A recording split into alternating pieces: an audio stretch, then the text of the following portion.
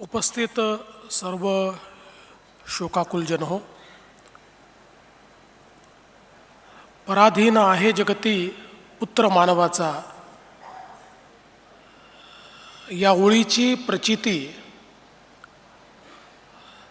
अशा प्रकारच्या घटनांमधनं आणि आजच्या कार्यक्रमामधनं देखील आपल्या सर्वांना येते. आपल्यापैकी कोणीच कधीही कल्पना केली नव्हती की अशी अचानक अजितदादांना श्रद्धांजली देण्याची वेळ ही आपल्यावर येईल. पण दुर्दैवाने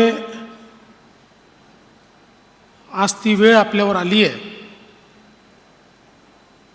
आणि आज विविध क्षेत्रातल्या लोकांनी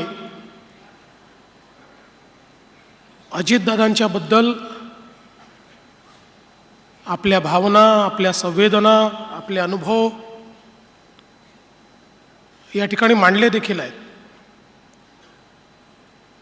खरं तर एखादं राज्य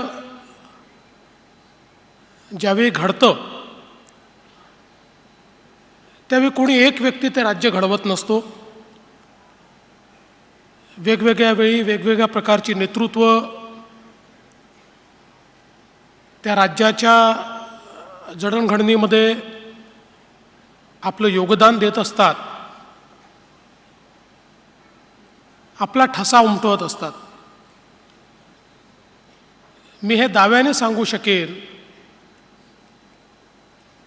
की या महाराष्ट्राच्या जडणघडणीमध्ये इतिहास ज्या नेत्यांचा उल्लेख करेल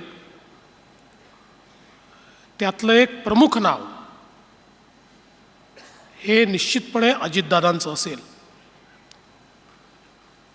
अजितदादांनी या महाराष्ट्रामध्ये एक जनतेचा नेता, एक लोकनेता